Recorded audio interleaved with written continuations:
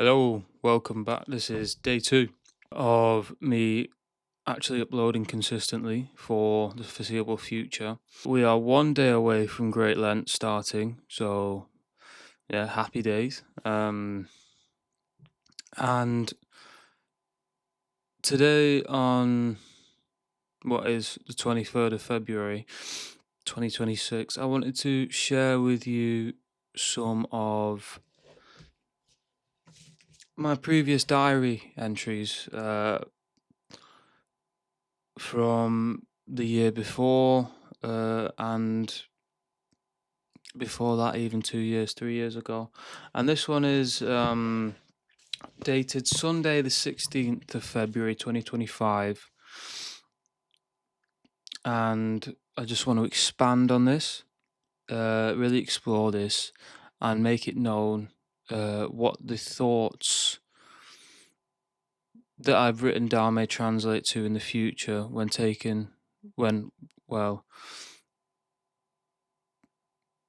when action is taken upon them. So here goes. Sunday, the 16th of February 2025. It is my intention that one day we may live in a country, a world, perforated not by progress based in economic and technological means, but through the modicum of happiness, or the medium of happiness,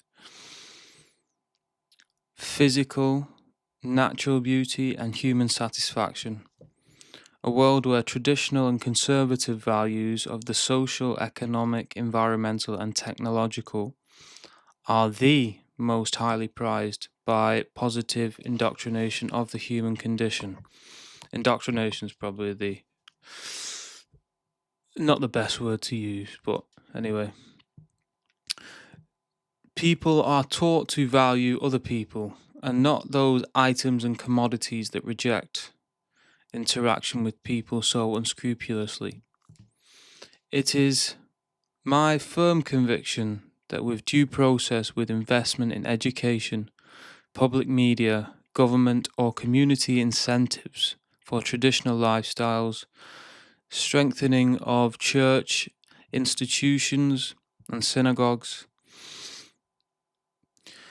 in community and public life, this is a mission I feel must be placed in the utmost importance if the halting of our societal degeneration from radical feminism, liberalism, secularism, and other ideologies that took hold during the societal collapse and inception of that societal collapse that took hold after the 1950s, where individualism to its extreme was made the political agenda and opposed family and values completely. It is a shift back to these times of greater reliance on traditionalism that I am advocating, with the use of permaculture, solar punk, and established religion, in brackets Judeo-Christian, that will signal a greater, more vibrant age, where self-sacrifice for the sake of others is the primary incentive, and is therefore more freeing than mere staunch individualism. On this note, I will forgive my grammar because it has been, well, it was a year ago, wasn't it? This concept of progress that we see in the modern day, that progression to a better world by the mainstream, by government, by various other institutions, is advocated for, they never really express clearly what that progress is defined as. I forget the quotation and the person who quoted it from, but this was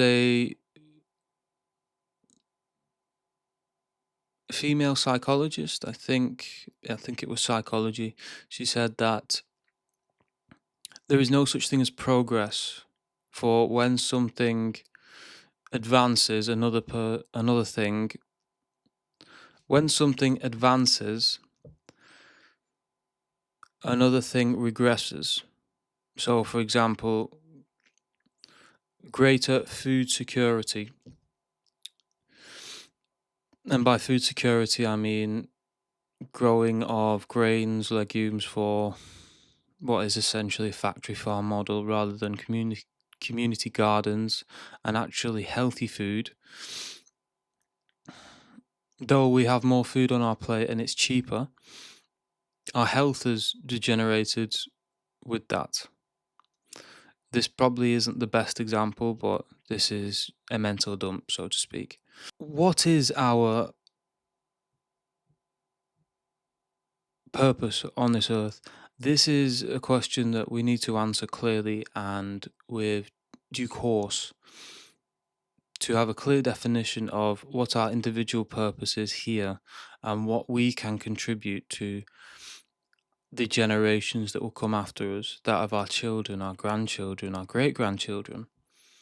Because what is life but not to live for those after us? True fulfillment, I believe, comes from delaying the gratification that so ensnares us in the modern day. When people reach for that cigarette, that vape, that fast food, and I specifically have been a staunch user of all these vices, they are effectively kicking their future children and grandchildren, grandchildren in the stomach every time they engage in such things. Really thinking about the generation after you and making the positive choices, though they are the hard choices and the right choices, rather than the choices that bring short-term pleasure instantly, but in the long term bring destruction. This is the McDonald's you choose to have now because you're hungry, and yet you feel so much worse afterwards, in contrast to the steak and the salad that you have, and it may not taste as good, but you get so much more beneficial nutrition from that meal. You have greater muscle protein synthesis, you have consumed much more fiber, which is brilliant for your gut health. All the essential amino acids in the steak you've just eaten will contribute to greater mitochondrial health and all sorts of other biological processes. And you'll see how generationally, if we keep up these good habits, they assure our immortality, so to speak. This is what we should aim for. And not many people in the modern day give heed to this because we are so infatuated with dopamine, with instant gratification. Is this really the point of life? Really? I don't think so. The point is to create a world that is better than how we found it, whilst taking care of ourselves, our health, and our legacy. This is what we should aim for. Thank you for listening. I hope you have a blessed day. And I pray for you all. If anyone is listening, I thank you for listening to what was a rant, I think. But yeah, I will see you tomorrow. God bless and happy days.